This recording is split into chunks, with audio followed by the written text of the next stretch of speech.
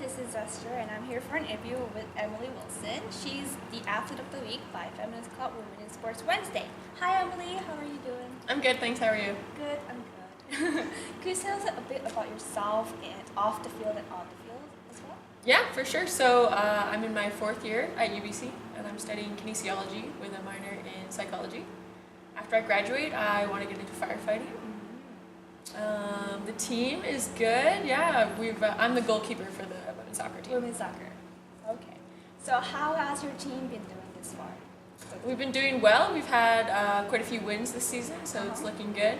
We're just heading into the playoffs in a couple weeks. Playoff with who? Well, the top 4 teams of Can West Pacific Division Oh, I see. play each other, and then the top 2 teams from that moves on to the Can West finals. I see. So I remember, I'm not so familiar with UBC sports, but I remember like last time I read the UBC, which was like a long while ago.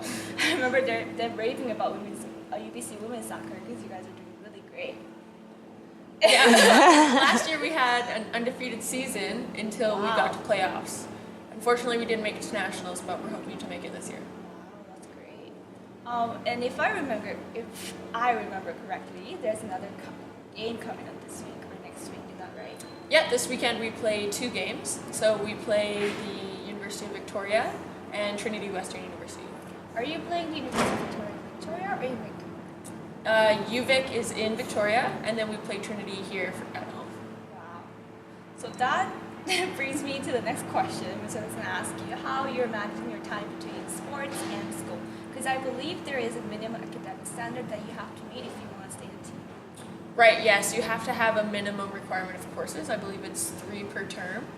And of course you have to remain academically eligible, so you have to maintain a certain average.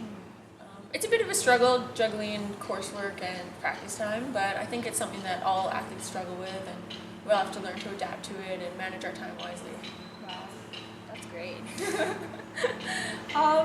So because I know that you're a goalkeeper, a lot of ignorant people sometimes comment on a goalkeeper saying like, "Don't you just block goals? Like, isn't it really easy instead of just like passing and scoring a goal?" Like, what would you say to that? What would you say the biggest challenge that you face as a goalkeeper? Well, it's definitely a unique position. Some people think goalkeepers are a little bit crazy because we want the ball to hit us instead of dodging the ball. Right. But that's another way to think about it. I personally think that it's a little bit more fun because you get to dive around and you get to throw yourself through the air. So I think it's a little bit more fun than running around for 90 minutes. Okay.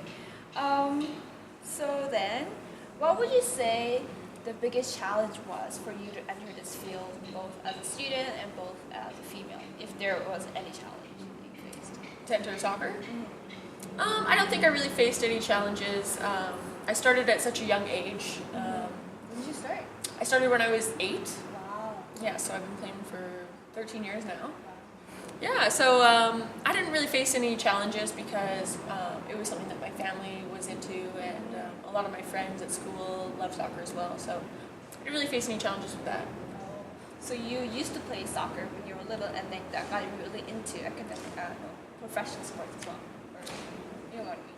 Well, professional level. Right, yes. I started training with the Whitecaps through their academy when I was about 12 or 13. And from then I moved on to provincial teams and national training center programs. And now being at UBC, it's quite a high level, so I really enjoy it. Okay.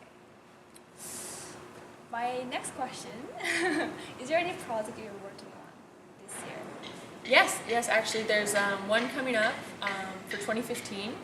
It's an event that's going to be going alongside of the Women's World Cup that's hosted in Canada. So it's an event that is helping to raise awareness for violence against women and children. And it's going to be nationwide, so it's going to be hosted in all of the host cities for the World Cup. And it's going to be attempting to break a world record for having the most people playing soccer at one time. Oh. Yeah. So like people playing soccer at the same time, but in various locations. Right, yeah. So we want to have at least one field in every major city across Canada, and hopefully more in smaller cities. And with that, we want to be raising money and awareness, and we want to make 2015 the year of women in sports. Right. great. Yeah. Thanks, Emily, for a great interview. Thank you very much. And I wish you good luck in all the upcoming games. Thank you. This was Esther. Thanks for watching.